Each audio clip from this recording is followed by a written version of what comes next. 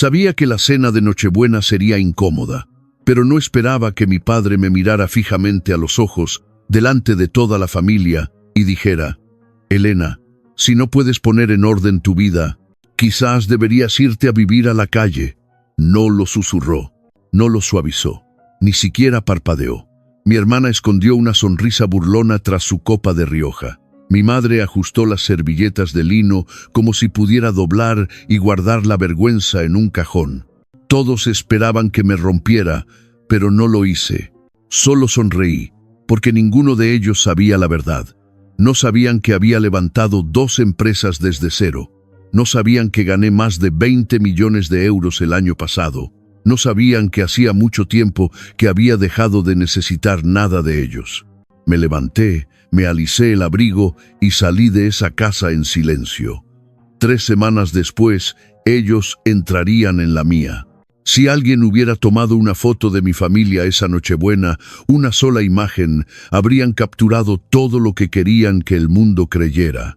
Una mesa impecable, velas doradas, adornos navideños colocados a la perfección, y 5 personas sonriendo como si la vida nunca les hubiera tratado con dureza. Pero las fotos mienten. Y mi familia había vivido dentro de una mentira tanto tiempo que habían olvidado que no era real. Me llamo Elena Morales. Tengo 31 años. Soy fundadora de 2 startups de automatización, propietaria de 3 inmuebles y una mujer que construyó su vida a base de coraje y noches en vela.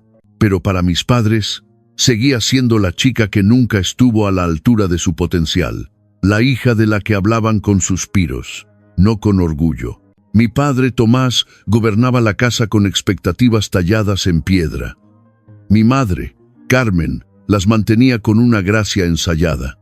Juntos, crearon un mundo donde todo tenía que parecer perfecto, incluso si eso significaba romperme para mantener viva la ilusión. Mi hermana menor, Lucía, era la pieza central de esa ilusión. Postura perfecta, sonrisa perfecta, vida perfecta. Si ella tropezaba, culpaban al suelo. Si yo tropezaba, me culpaban a mí. Perdí la cuenta de las veces que escuché a mi madre susurrar a los invitados: «Lucía está destinada a algo especial. Elena. Oh, ella es independiente. Explora. Explora», como si toda mi carrera fuera un año sabático que me niego a terminar. La verdad es que dejé de necesitar su validación hace mucho tiempo, pero los hijos, sin importar la edad, recuerdan la forma de las heridas que sus padres les tallan, y yo recordaba las mías claramente. De niña, era la que prefería el taller al salón. Desmontaba radios, ordenadores y electrodomésticos si nadie me detenía. A los 12 años, monté un sistema de domótica funcional con piezas de desguace.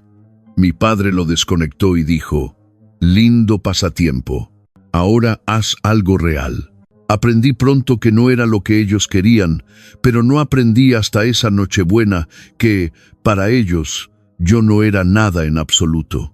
Sentada en el extremo de la mesa esa noche, apenas bajo el cálido resplandor de la lámpara de araña, vi cómo la conversación orbitaba alrededor de Lucía como planetas. «Tu boutique está preciosa, cariño. La expansión será maravillosa. Siempre has tenido tanto talento». Mientras tanto, mi madre solo me miraba para pedirme que pasara los langostinos. Entonces mi padre se aclaró la garganta, se reclinó en su silla y me miró directamente. Su mirada era pesada, como si hubiera estado esperando este momento. Así que, «Elena», dijo, con una voz lo suficientemente afilada para cortar la charla, «seguimos a la deriva, intentando averiguar qué haces con tu vida». La habitación se quedó en silencio. Lucía bebió un sorbo de vino. Mi madre alisó una servilleta como si pudiera borrar la incomodidad. Abrí la boca, pero mi padre no había terminado. «Sinceramente, si no puedes poner en orden tu vida, quizás deberías irte a vivir a la calle». No parpadeó, no dudó, no le importó, y por primera vez no sentí dolor. Sentí claridad, una claridad pura y cristalina. Nunca me habían visto, nunca tuvieron la intención de hacerlo. Así que me levanté, Me alicé el abrigo y dije en voz baja, «Gracias por la cena». Salí de esa casa perfectamente escenificada hacia el frío aire de diciembre de Madrid, sin darme cuenta todavía de que alejarme fue el momento en que todo empezó a cambiar. 3 semanas después, ellos entrarían en mi mundo. 3 días después de Nochebuena, el silencio en mi ático se sentía más pesado de lo habitual. El horizonte de Madrid se extendía a través de los ventanales, ordenado, brillante y vivo, mientras yo me movía por mi casa como alguien a la deriva entre 2 mundos. En uno, era un aseo preparándose para el lanzamiento de un producto. En el otro, era la hija que mi familia fingía que no existía. Estaba preparando té cuando mi teléfono vibró.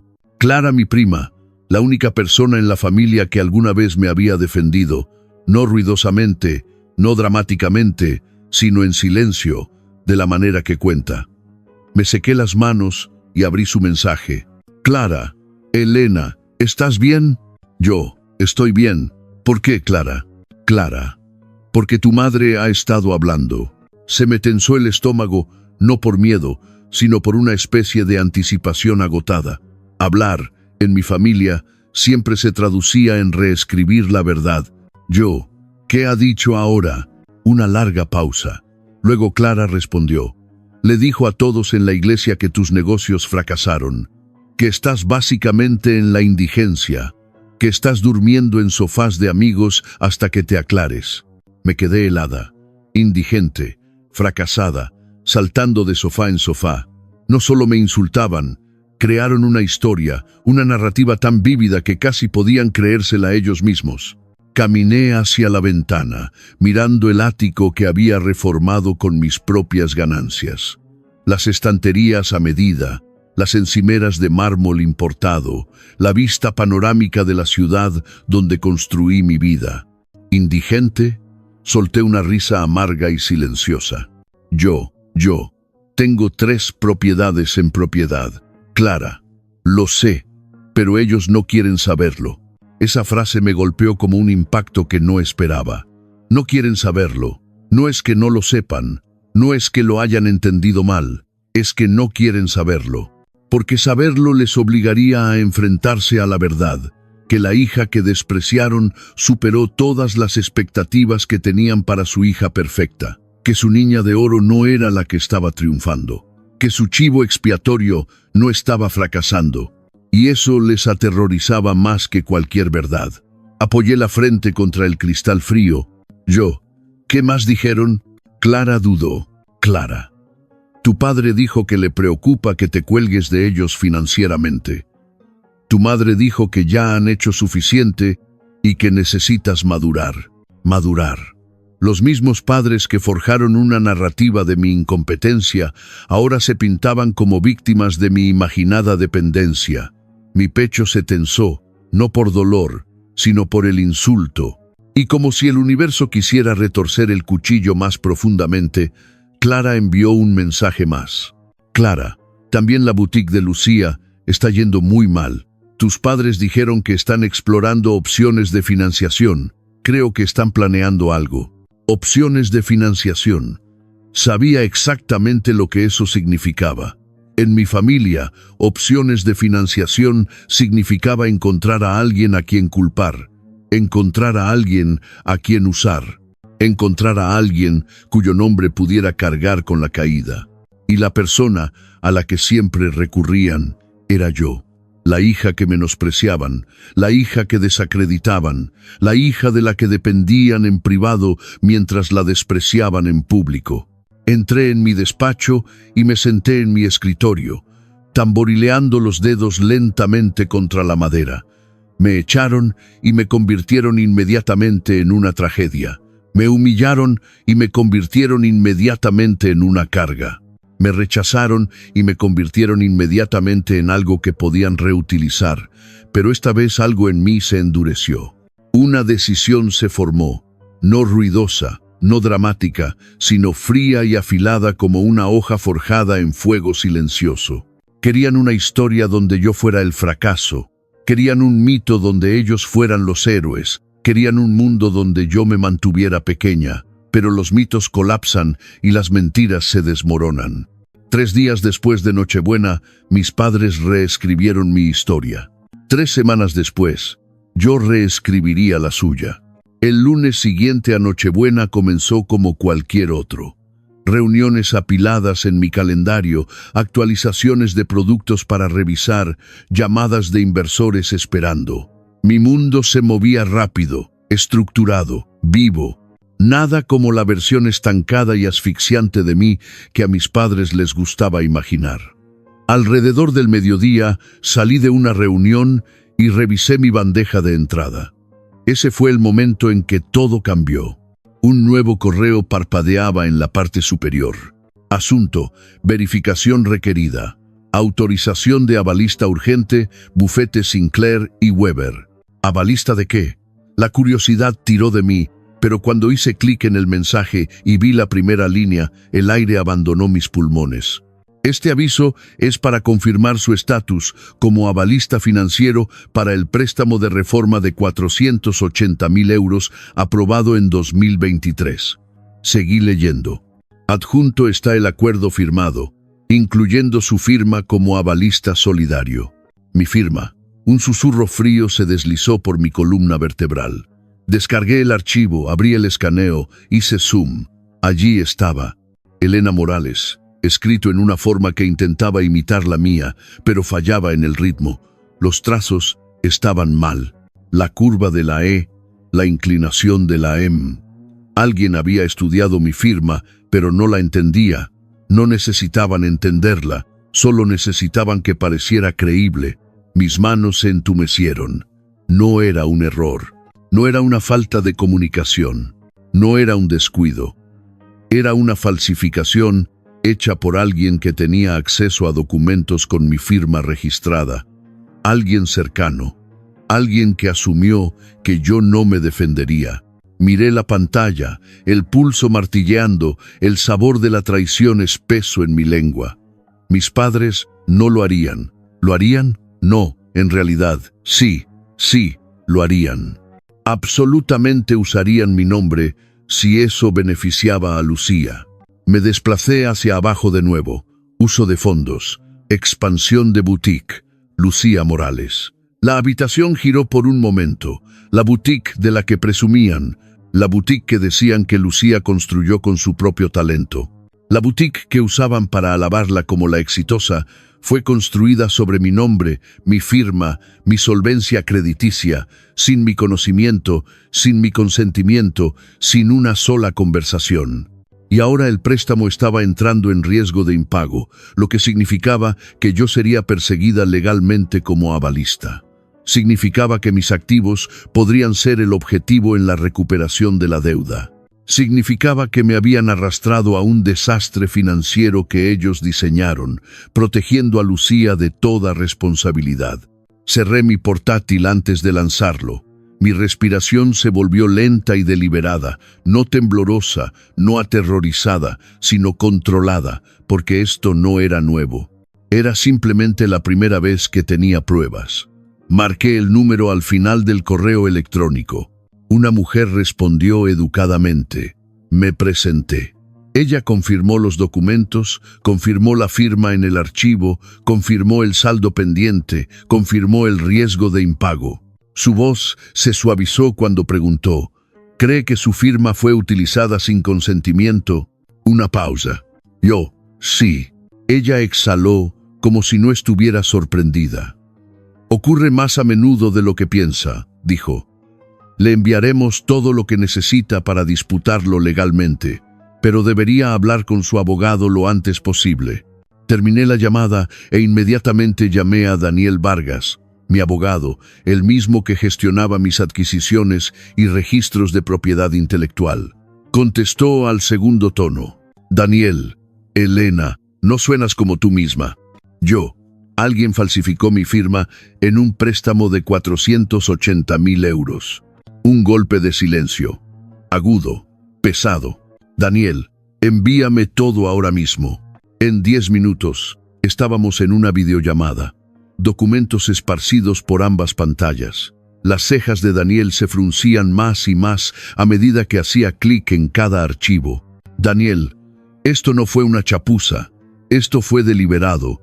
Yo sé quién lo hizo. Daniel, entonces sabes que esto no será fácil.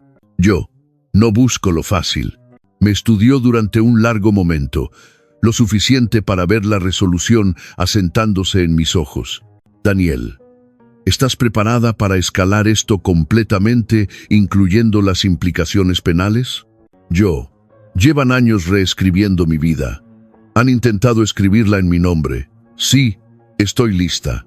Él asintió, con voz firme. Daniel, entonces empezamos esta noche. Y lo hicimos.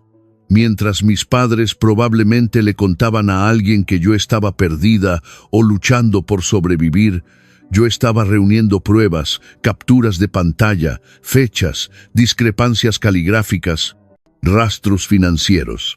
Cada verdad que enterraron estaba abriéndose camino hacia la superficie. Pensaron que podían usarme de nuevo. Pensaron que yo seguía siendo la chica desesperada por aprobación. Pensaron que falsificar mi nombre sería solo otro secreto que podrían esconder bajo una foto familiar pulida. No tenían idea de en quién me había convertido, y no tenían idea de que esta vez no me iría en silencio. Durante los siguientes 2 días, Daniel y yo desenmarañamos la verdad hilo por hilo. Cada descubrimiento apretaba algo dentro de mi pecho, no dolor, no shock, sino una determinación silenciosa y creciente. El tipo que no grita, el tipo que se afila. El miércoles por la mañana, Daniel llamó de nuevo. Contesté al primer tono. Daniel, Elena, he revisado todo. Necesito que escuches esto claramente. Lo que hicieron tus padres no fue impulsivo, fue coordinado. No respondí. Lo sabía, Daniel. Daniel, los oficiales de crédito creyeron que habías asistido personalmente a la firma. Les mostraron una identificación. Alguien practicó tu firma. Alguien ensayó tus gestos. Esto no fue descuidado. Lo planearon. Cerré los ojos, dejando que la verdad se asentara, no como una herida, sino como una armadura. ¿Qué pasa ahora? Hubo un largo silencio en su extremo. Daniel, si el préstamo sigue cayendo, el prestamista buscará una balista financieramente estable para asumir la responsabilidad. Si asumes la deuda estratégicamente, puedes obtener el control del activo vinculado a ella. Controlar la propiedad de la boutique. Daniel, esencialmente, sí. Convertir su manipulación en tu ventaja. Me recosté en mi silla, el horizonte de Madrid brillando detrás de mí. Mis padres me querían pequeña, me querían impotente, me querían dependiente, pero todo su plan se basaba en un error de cálculo. Pensaban que yo todavía los necesitaba. ¿Qué necesitas de mí, Daniel? Daniel, tu decisión. Hazlo. Mi voz no tembló, no se elevó, se asentó, fría, certera, porque por primera vez en mi vida no estaba jugando a la defensiva. Comenzamos inmediatamente. Daniel redactó cartas formales desafiando la firma, una solicitud legal de registros de autenticación y una alerta preliminar al prestamista sobre un posible fraude.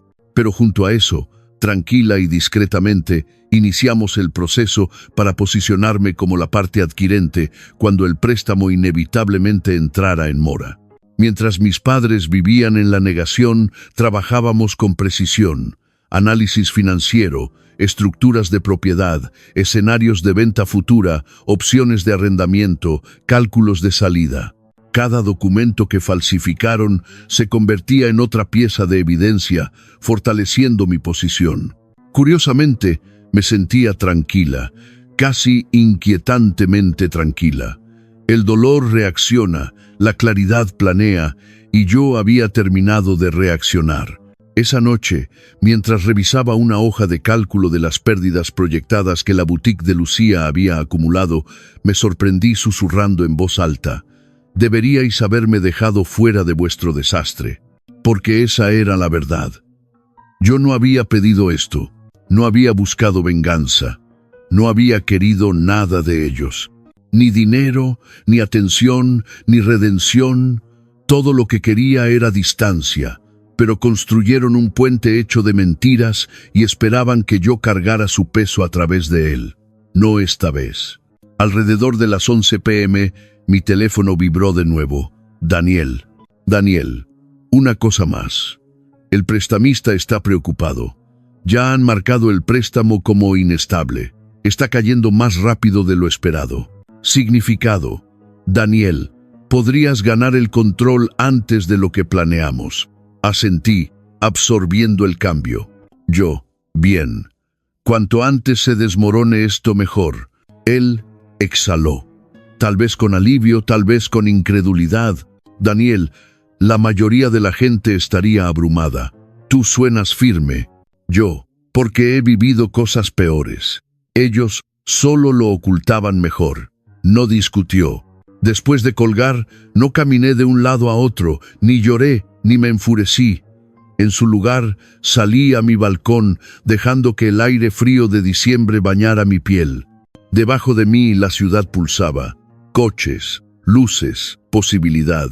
Lejos, en el lugar que una vez se sintió como un hogar, mis padres probablemente estaban dormidos, creyendo que el mundo todavía funcionaba a su favor, creyendo que Lucía sería salvada, creyendo que las consecuencias que seguían esquivando nunca los alcanzarían. No tenían idea de que el suelo bajo sus pies ya se estaba moviendo. Porque mientras pasaron años insistiendo en que yo era la inestable, el fracaso, la decepción, yo me había convertido en lo único para lo que nunca se prepararon, independiente, informada y en control. Y si pensaron que la humillación en Nochebuena era el final de la historia, estaban a punto de aprender qué sucede cuando la hija que despreciaron deja de encogerse y comienza a ponerse de pie. 3 semanas después de Nochebuena, en una fría mañana de viernes, el nombre de Daniel iluminó mi teléfono. Había estado esperando la llamada, pero cuando finalmente llegó, el momento aún se sintió más pesado de lo que pensé. Respondí de inmediato. Daniel, Elena es oficial. El préstamo ha entrado en mora. Su voz tenía un peso que hizo que el mundo se detuviera. Ahora controlas legalmente la deuda y todo lo adjunto a ella. Todo. La propiedad de la boutique, su contrato de arrendamiento, sus activos, su futuro. Mis padres me habían empujado fuera de su casa hace 3 semanas. Hoy yo era dueña de los cimientos de la suya. Me senté lentamente, dejando que la realidad me bañara, no como un triunfo, sino como oxígeno. Yo. Avanza con la adquisición, Daniel. Sin vacilación. Yo. Ninguna. Pasamos los siguientes 4 días redactando cada documento que necesitábamos. El aviso formal de impago, la asunción de la deuda, los términos de pago propuestos, las opciones de salida, un contrato de alquiler estructurado, contingencias para la venta voluntaria, cláusulas de transferencia de activos. Nada era vengativo. Nada era emocional. Todo era legal, limpio, procedimental, porque esto no se trataba de venganza, se trataba de límites. Límites que mis padres habían cruzado tantas veces que olvidaron que existían. El martes por la noche finalizamos el papeleo. El miércoles por la mañana Daniel presentó todo. Y para el jueves por la tarde, el prestamista confirmó la transferencia. Yo era la única parte en control. La ironía no se me escapaba. La hija a la que habían humillado, la hija de la que hablaban con vergüenza, la hija que insistían que estaba perdida ahora tenía su futuro financiero en sus manos. Pero el universo no había terminado todavía. Esa tarde, alrededor de las 6:30 p.m., mi teléfono vibró de nuevo, esta vez con un nombre que no esperaba. Javier, el novio de Lucía. Dudé antes de contestar. No éramos cercanos, pero él siempre me trató con un respeto que nadie más en mi familia lograba. Yo. Javier, ¿qué pasa? Su voz salió tensa. Urgente. Javier, Elena. Creo que tus padres están en problemas. Recibieron un aviso del prestamista esta mañana. Están entrando en pánico. Interesante. Yo, ¿Qué pensaron que significaba el aviso, Javier? Javier, creen que el prestamista quiere negociar antes de tomar medidas. Creen que todavía tienen tiempo. No saben que eres tú. Un suspiro lento salió de mis pulmones. Por supuesto, no lo sabían. Mis padres vivían en un mundo donde las consecuencias pertenecían a otras personas. Yo, ¿cómo de mal está, Javier? Javier, tu madre está llorando, tu padre está callado. Lucía no ha hablado en todo el día. Elena, están aterrorizados, aterrorizados. No sentí alegría, ni satisfacción, ni regocijo, solo inevitabilidad. Yo, Javier, escucha con atención. Diles que se reúnan conmigo en el restaurante El Olivo el viernes a las 7 p. Tragó saliva audiblemente. Javier, creen que el prestamista estará allí. Yo, bien, deja que crean eso. Otra pausa. Javier, Elena, ¿estás segura de esto? ¿Si estoy segura? Hace 3 semanas, mi padre me miró a los ojos y me dijo que me fuera a vivir a la calle. 3 días después, le dijeron a la gente que yo era una indigente. Hace 2 años, falsificaron mi firma. Había terminado de sentirme pequeña, terminado de ser reescrita, terminado de ser útil solo cuando necesitaban un escudo. Yo no estoy tratando de destruirlos. Simplemente no dejaré que me destruyan a mí. Cuando terminó la llamada, miré mi reflejo en la ventana oscurecida. Mis ojos no parecían enfadados, ni vengativos, ni rencorosos, solo firmes. Por primera vez en mi vida, todo estaba alineado. Mi verdad, mi poder, mis límites, mi voz. El viernes no sería venganza, sería claridad. Me habían pintado como débil, indefensa, inestable, pero la verdad venía, y esta vez tendrían que verme, quisieran o no. El Olivo estaba más tranquilo de lo habitual. Ese viernes por la noche, un restaurante tenue y elegante, escondido tras una hilera de árboles, el tipo de lugar donde los secretos podían decirse sin derramarse nunca. Daniel llegó antes que yo, sentado en la mesa privada que reservamos para 6. La luz de las velas parpadeaba a través de las copas pulidas, reflejando calma donde yo sentía cálculo. A las 7:04 p.m., la puerta finalmente se abrió. Mi madre entró primero. Pelo perfecto, pintalabios perfecto, una expresión perfecta estirada demasiado tensamente sobre su rostro. Mi padre caminaba detrás de ella, con los hombros rígidos, los ojos moviéndose como si ya sintiera que algo no encajaba. Y Lucía se demoró en la puerta, con los ojos vidriosos como si se estuviera preparando para una verdad que no estaba lista para escuchar. Nadie dijo hola, nadie me reconoció. Se sentaron en silencio. El choque de las sillas contra el suelo fue el único saludo que recibí. Mi madre se aclaró la garganta. Madre, Elena, apreciamos que hayas organizado esta reunión con el prestamista. Creemos que toda esta situación es un malentendido en realidad, un pequeño error burocrático. Crucé las manos pulcramente frente a mí. Yo, ¿es eso así? Mi padre se inclinó hacia adelante, con los codos en la mesa. Padre, estamos preparados para discutir soluciones. El prestamista solo necesita ser razonable. Daniel y yo intercambiamos una mirada. Todavía creían que el mundo giraba en torno a su comodidad. Daniel colocó una carpeta gruesa sobre la mesa y habló con calma.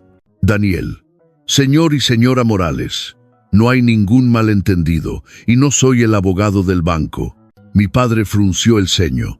Mi madre parpadeó rápidamente. Padre, entonces, ¿por qué estás aquí? Daniel empujó la carpeta hacia ellos.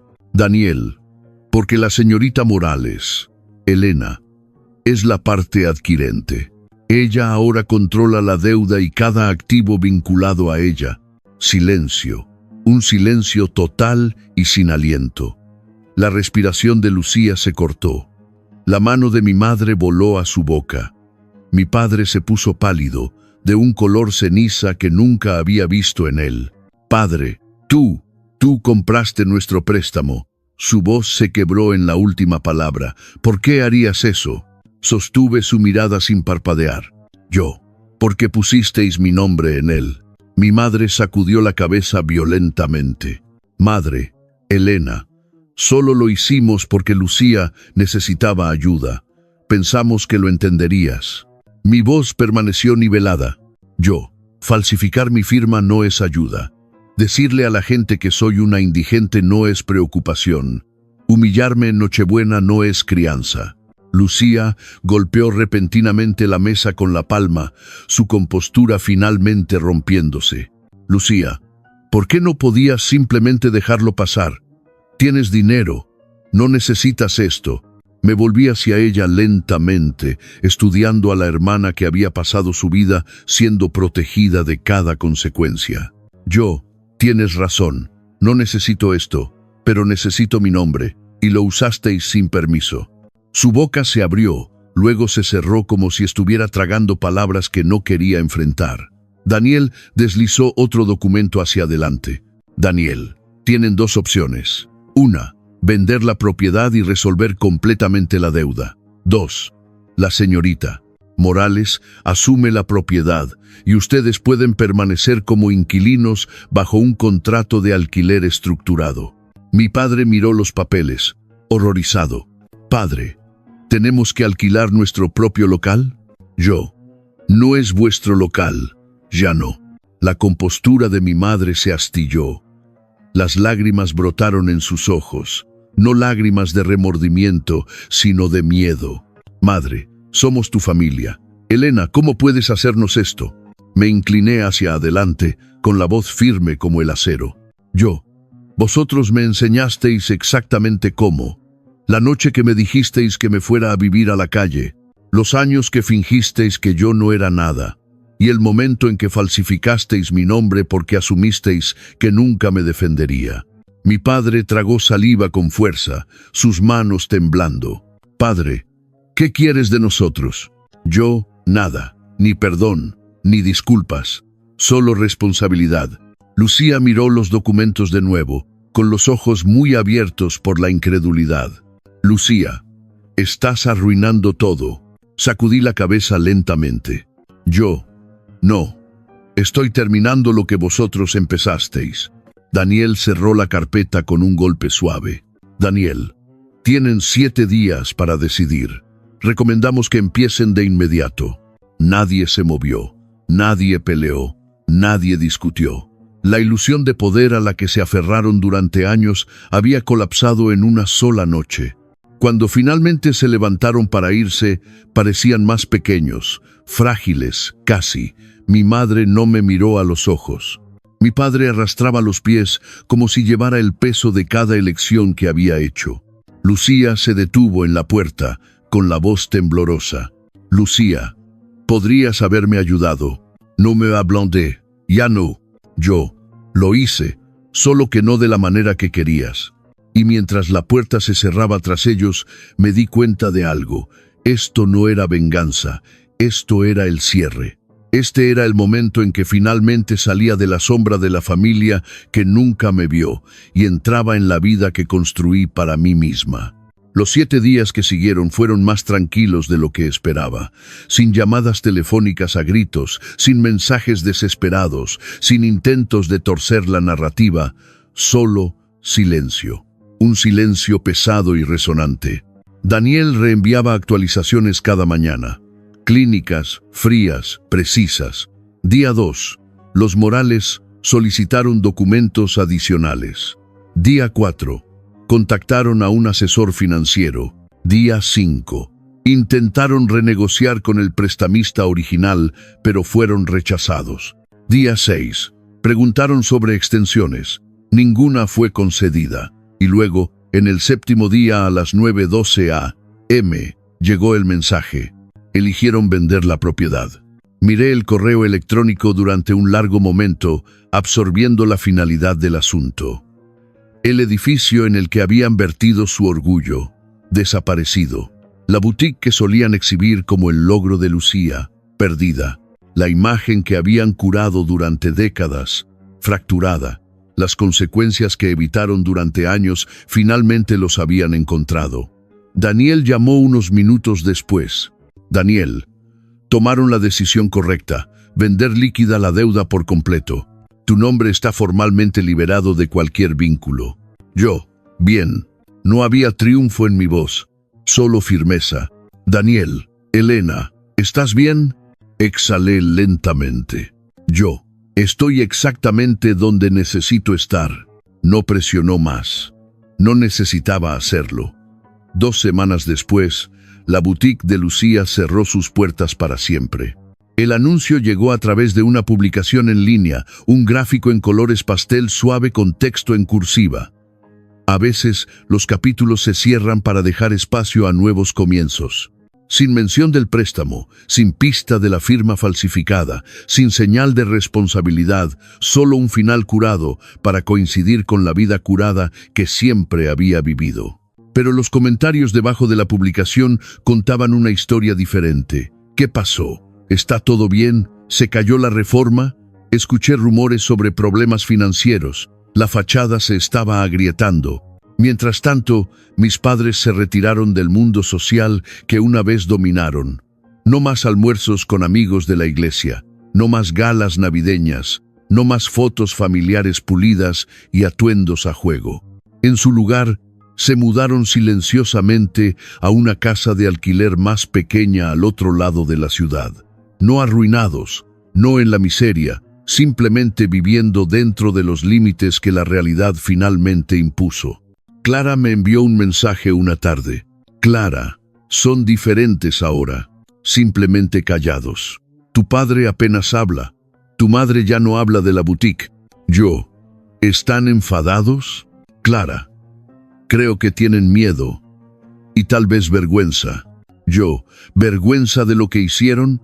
Clara, vergüenza de que los pillaran. Cerré los ojos, dejando que esas palabras se asentaran. No vendría ninguna disculpa, ninguna responsabilidad más allá de lo que la ley exigía, ningún reconocimiento del daño que causaron. Y eso, extrañamente, fue el momento en que todo tuvo sentido. No habían fallado como padres por accidente. Fallaron porque creían que eran incapaces de equivocarse. Pero yo había terminado de cargar el peso de su negación. Una tarde, mientras el invierno se asentaba sobre Madrid, caminé sola a lo largo de la ribera del Manzanares. El aire era fresco, las luces de la ciudad brillaban en el agua. Por primera vez en mucho tiempo, mi pecho no se sentía apretado. Me sentía libre. No porque gané, no porque sus vidas se hubieran desmoronado, no porque la deuda hubiera desaparecido, sino porque finalmente entendí algo que había ignorado durante años. La curación no viene de castigar a las personas que te hirieron. La curación viene de elegirte a ti misma después de que ellos lo hacen. El colapso de mi familia no fue mi victoria, mi claridad lo fue. Me enseñaron a silenciarme, aprendí a hablar. Me enseñaron a encogerme, aprendí a ponerme de pie. Me enseñaron que el amor era condicional, aprendí que el amor no tiene que ganarse. Caminando junto al agua, susurré al aire frío, intentasteis definirme, intentasteis limitarme, pero nunca me conocisteis. El viento se llevó las palabras, pero la verdad permaneció. La historia que escribieron sobre mí había terminado, y la que estaba escribiendo para mí misma finalmente estaba comenzando. El invierno se asentó lentamente sobre Madrid, suavizando los bordes de la ciudad con aire fresco y atardeceres tempranos. Mi vida, mientras tanto, cambió hacia una quietud que nunca había conocido antes. Una sin el zumbido de fondo constante de intentar ganar una aprobación que nunca fue mía para empezar. El trabajo floreció, mis equipos prosperaron, mis días se llenaron de claridad en lugar de dudas. Sin embargo, la parte más extraña no fue el éxito, fue el silencio. Un silencio que ya no dolía.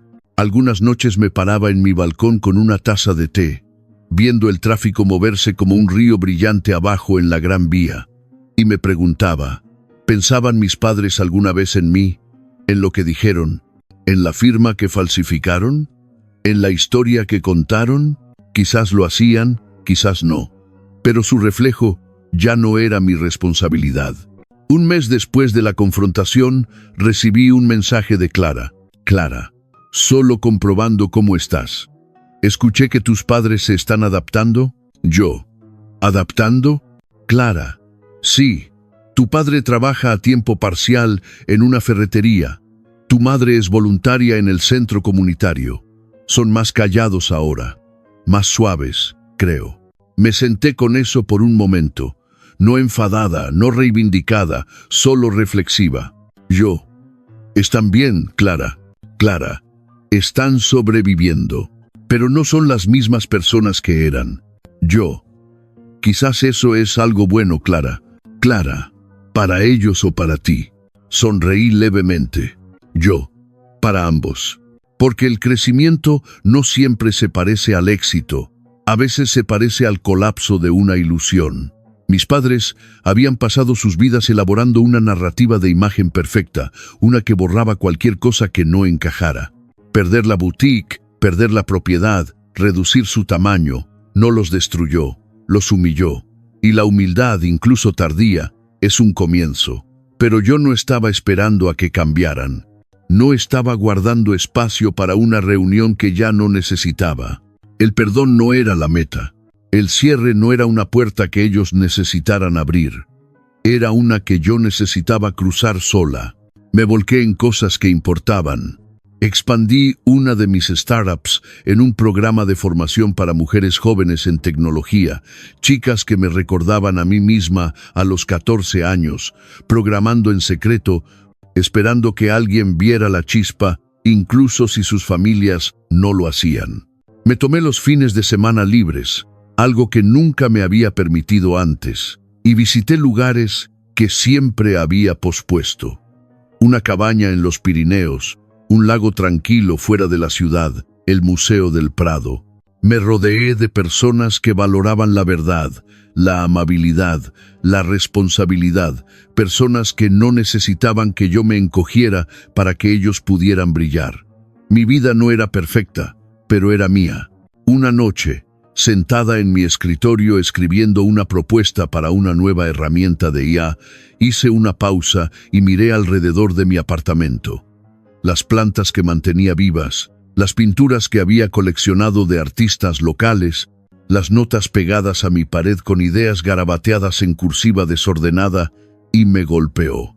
Este es el hogar que construí, no del que huí, no el que me rechazó, el que elegí. Mis padres una vez le dijeron a la gente que yo era una indigente. De alguna manera lo había sido, pero no de la forma en que ellos querían decir. Había sido una indigente dentro de sus expectativas, indigente dentro de una familia que nunca hizo espacio para mí, indigente dentro de una narrativa donde solo podía ser pequeña. Ahora tenía una vida con paredes que yo misma construí, una puerta que podía cerrar, un espacio donde no había nada que probar.